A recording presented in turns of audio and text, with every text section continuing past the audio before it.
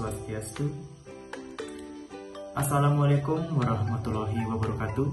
Salam sejahtera untuk kita semua. Shalom, Namo Buddhaya.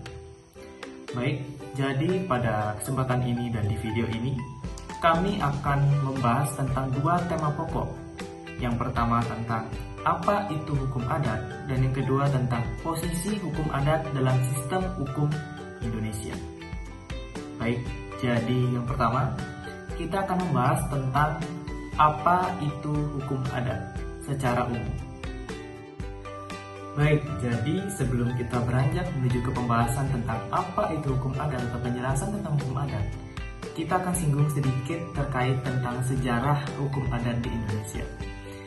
Jadi seperti yang kita tahu, hukum adat itu sudah ada di Indonesia sejak zaman dahulu.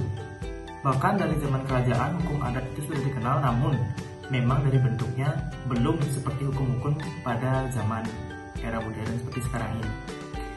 Di dalam buku yang berjudul Pengantar Hukum Adat Indonesia yang ditulis oleh Dr. Hilman tahun 2020, tepatnya di halaman 38-40, dikatakan bahwa perkembangan hukum adat di Indonesia itu dimulai dengan ditemukannya adat istiadat oleh ahli hukum adat Indonesia terdahulu. Jadi, seperti yang sudah saya katakan tadi, bangsa Indonesia sudah mengenal yang namanya peraturan atau adat istiadat sejak zaman dahulu di kalangan masyarakat pribumi. Peraturan-peraturan itu atau adat istiadat itu dipengaruhi oleh masuknya agama Hindu pertama kali, yang kemudian diikuti juga oleh masuknya pengaruh agama lain seperti Kristen, Islam, dan Buddha yang turut serta mempengaruhi pola peraturan-peraturan tersebut di tengah kalangan masyarakat pribumi. Dan berkaitan dengan hal tersebut, dapat dikatakan bahwa perkembangan peraturan hukum adat atau adat istiadat yang ada hingga saat ini itu merupakan hasil akulturasi dari pengaruh agama-agama tersebut sejak zaman awal masuknya hingga perkembangannya saat ini.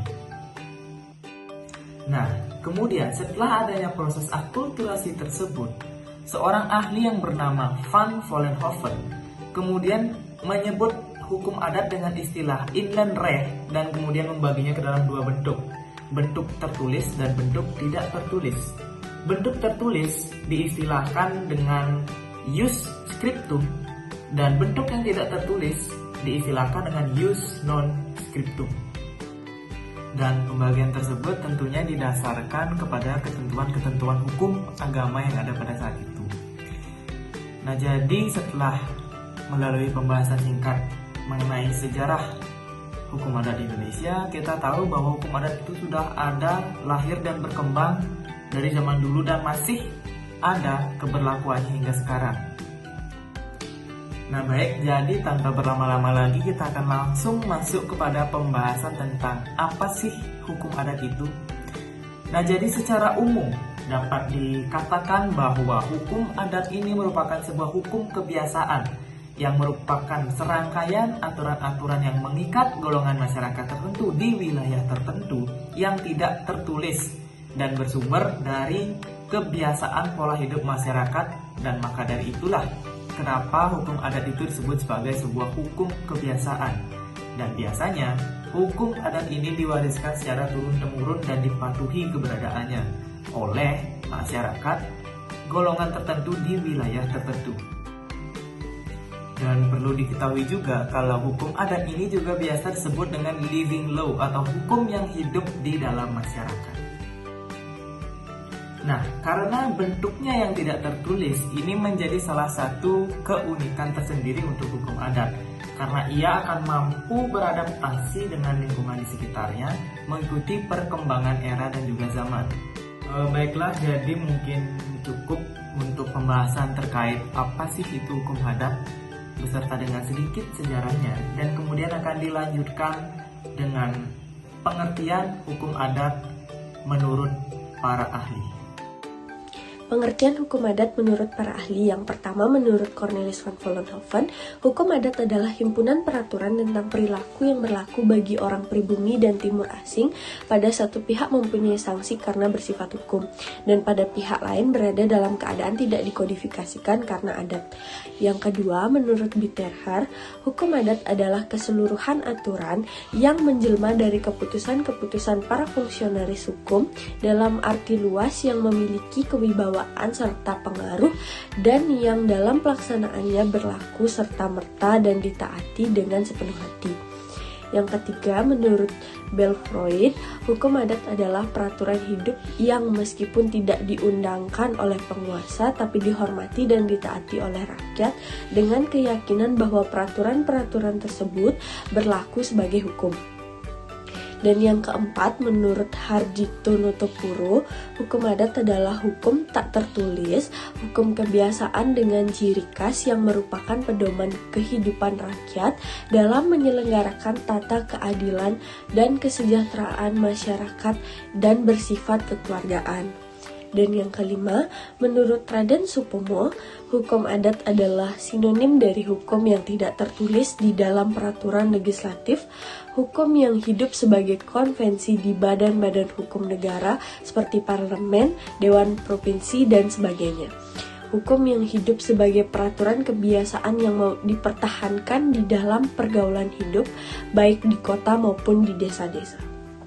Yang keenam, menurut Sukanto, hukum adat adalah kompleks adat-adat yang kebanyakan tidak dikitabkan, tidak dikodifikasikan, dan bersifat paksaan memiliki sanksi dari hukum itu.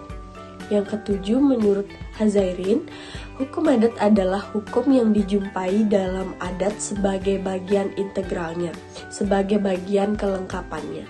Adat selengkapnya ialah seluruh kebudayaan yang berkaidah sebagaimana tumbuh dan dikenal dalam masyarakat hukum adat seperti desa di Jawa, nagari di Minangkabau, kuria di Tapanuli, wanua di Sulawesi, dan sebagainya.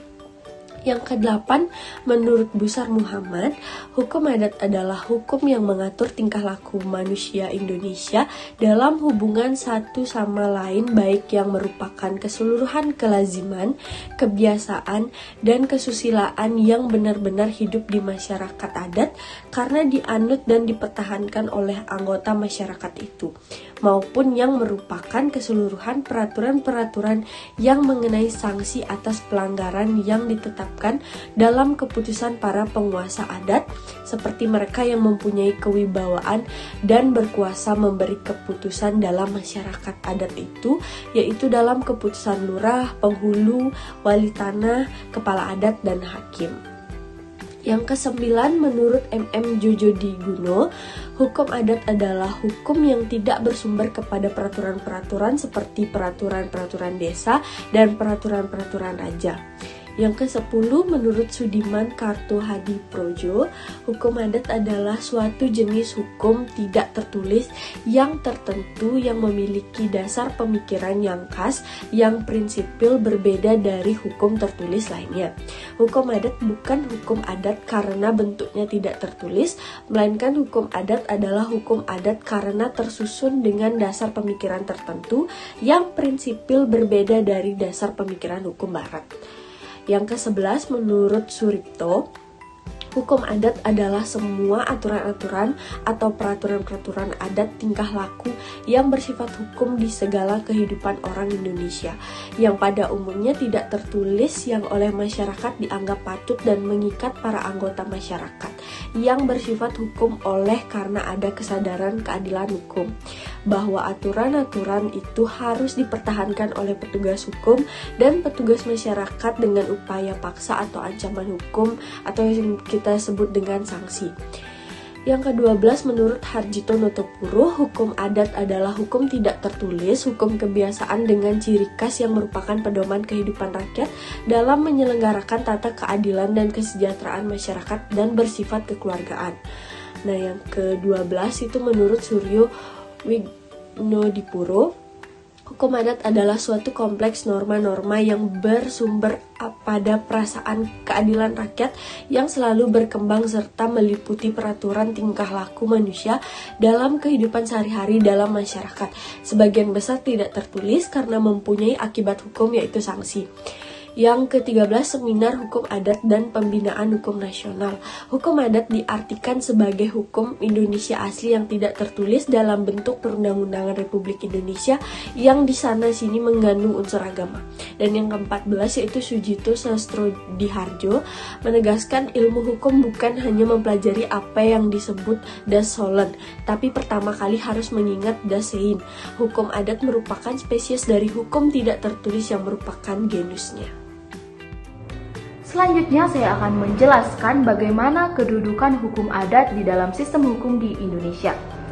Seperti yang kita ketahui bersama bahwa hukum adat merupakan suatu nilai-nilai yang berkembang di dalam masyarakat suatu daerah. Walaupun hukum adat ini bersifat tidak tertulis, namun ia memiliki peranan yang sangat penting di dalam masyarakat. Hukum adat ini juga memiliki sanksinya tersendiri bagi para pelanggarnya. Sehingga dapat dikatakan bahwa hukum adat ini merupakan hukum perdatanya masyarakat Indonesia. Dalam pemberlakuan hukum adat sebagai hukum positif, kiranya perlu diketengahkan dua konsep pemikiran tentang hukum yang sangat tajam yang mempertentangkan kedudukan hukum adat dalam sistem hukum, yaitu konsep pemikiran legisme atau yang termasuk aliran positisme dan aliran mazhab sejarah. Aliran legisme menghendaki bahwa pembuatan hukum dapat begitu saja dilakukan dengan undang-undang. Sedangkan aliran sejarah menentang penyamaan hukum dengan undang-undang sebab hukum itu tidak mungkin dibuat melainkan harus tumbuh dari kesadaran hukum masyarakat. Aliran mazhab sejarah yang dipelopori oleh von Savigny cukup besar pengaruhnya dalam membentuk aliran tentang pembangunan hukum di Indonesia, yang pada awalnya juga terbelah atas aliran yang menghendaki kodifikasi dan unifikasi, serta aliran yang menghendaki dipertahankannya hukum adat yang tidak dikodifikasi dan tidak diunifikasi. Aliran mazhab sejarah menghendaki agar hukum adat yang merupakan pencerminan nilai-nilai kebudayaan asli Indonesia dipertahankan untuk mencegah terjadinya pembaratan pada hukum. Pada sisi lain, mempertahankan hukum adat juga berimplikasi negatif, yaitu terisolasinya bangsa Indonesia dalam perkembangan hukum modern sehingga mengakibatkan keterbelakangan yang menimbulkan problem terutama dalam bersaing dengan bangsa lain. Dan berikut ini adalah kedudukan dan peran hukum adat secara umum. Yang pertama, hukum adat merupakan salah satu sumber yang penting untuk memperoleh bahan-bahan bagi pembangunan hukum nasional, yang menuju pada unifikasi pembuatan peraturan perundangan dengan tidak mengabaikan timbul atau tumbuhnya dan berkembangnya hukum kebiasaan dan pengadilan dalam pembinaan hukum. Yang kedua, dalam pembinaan hukum harta kekayaan nasional, hukum adat merupakan salah satu unsur, sedangkan di dalam pembinaan hukum kekeluargaan dan hukum kewarisan nasional merupakan intinya.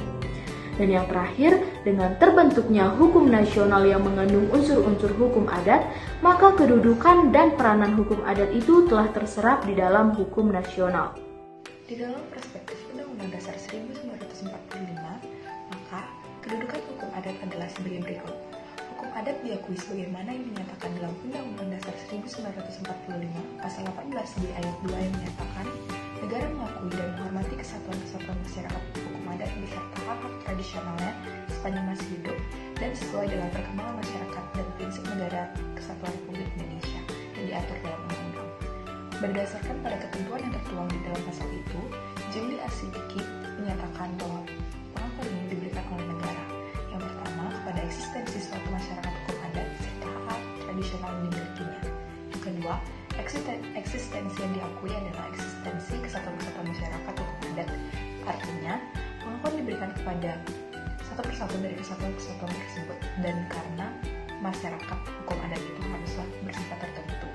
Yang ketiga, masyarakat hukum adat itu memang hidup dan masih hidup hingga saat ini. Yang keempat, dalam lingkungan yang tertentu pula. Yang kelima, pengakuan dan penghormatan itu diberikan tanpa mengabaikan ukuran-ukuran kelayakan bagi kemanusiaan sesuai dengan tingkat perkembangan keberadaan bangsa.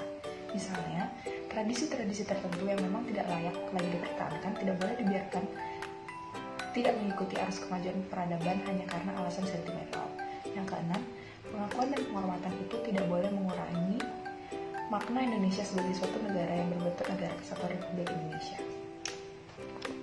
Pasal 18 di Undang-Undang Dasar 1945, maka yang pertama, konstitusi menjamin kesatuan masyarakat adat dan hak-hak tradisionalnya. Yang kedua, jaminan konstitusi sepanjang hukum adat itu masih hidup. Yang ketiga, sesuai dengan perkembangan masyarakat. Yang keempat, sesuai dengan prinsip negara kesatuan Republik Indonesia. Yang kelima, diatur dalam undang-undang. Untuk mendapat jaminan pengakuan dan penghormatan dari konstitusi, maka hukum adat harus memenuhi persyaratan sebagai berikut. Yang pertama, syarat realitas, yang berarti hukum adat masih hidup dan sesuai dengan perkembangan masyarakat. Yang kedua, syarat idealitas, yang berarti hukum adat itu sesuai dengan prinsip negara kesatuan Republik Indonesia dan berlakunya diatur dalam undang-undang. Kemudian, kedudukan hukum adat dalam putusan hakim adalah sebagai berikut. Yang pertama, hendaklah hukum adat kekeluargaan dan kewarisannya lebih berkembang ke arah hukum yang bersifat bilateral atau parental yang memberikan kedudukan yang sederajat antara pria dan wanita. Yang kedua, dalam rangka pembinaan hukum perdata nasional hendaknya diadakan publikasi jurisprudensi yang diatur lebih teratur dan tersebar luas. Yang ketiga, dalam hal terdapat pertentangan antara undang-undang dengan hukum adat, hendaknya hakim memutus berdasarkan undang-undang dengan bijaksana. Yang keempat, demi terbinanya hukum perdata nasional yang sesuai dengan politik hukum negara kita, diperlukan hakim-hakim yang berorientasi pada pembinaan hukum. Dan yang terakhir, perdamaian dan kedamaian adalah tujuan untuk masyarakat. Karena itu, tiap sengketa hukum hendaknya diusahakan didamaikan.